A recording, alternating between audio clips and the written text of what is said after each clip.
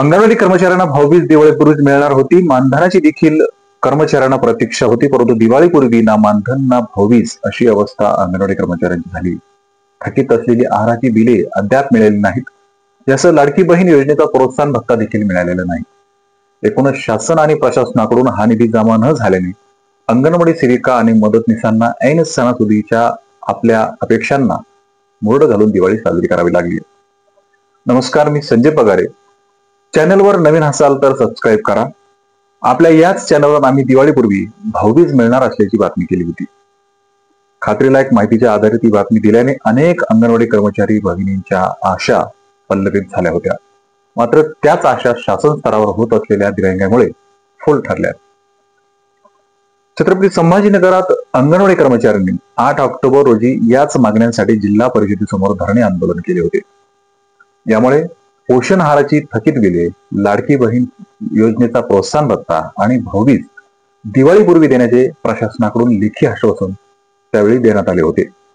हा सर्व निधी दिवाळीपूर्वी देऊत अशा वल्गना प्रशासनाकडून करण्यात आल्या असल्या तरी आजही कर्मचाऱ्यांच्या खात्यात पैसे जमा झाले नाहीत.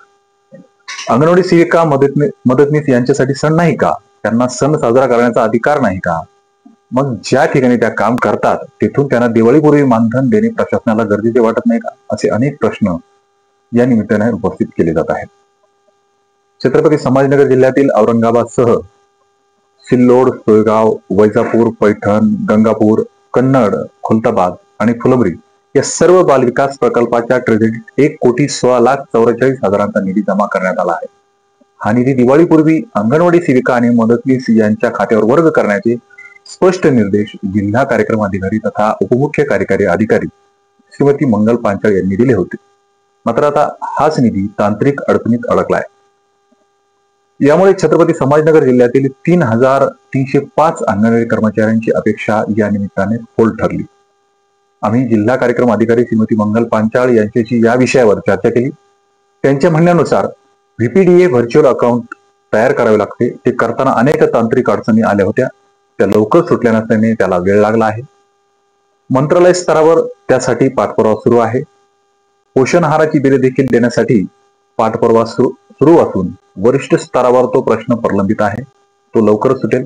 दिवाळीनंतर हे सर्व निधी मिळेल असे श्रीमती पांचाळ यांनी यावेळी सांगितले. त्यामुळे भाऊबीज पोषण आहाराची बिले नेमके कधी मिळणार हा प्रश्न अजूनही अधांतरी आहे. प्रशासनाकडून ते कधी मिळतील यासंबंधी खात्रीलायक सांगितले जात नसल्याने तांत्रिक अडचणीत हा प्रश्न अडकल्याचे दिसून येते. लवकरच हे सर्व थकीत मानधन प्रत्येकाच्या खात्यावर जमा होईल अशी अपेक्षा व्यक्त करूया. बातमीला जास्तीत जास्त लाईक, कमेंट आणि शेअर करा. परत एकदा नवीन असाल तर सबस्क्राईब करा. धन्यवाद.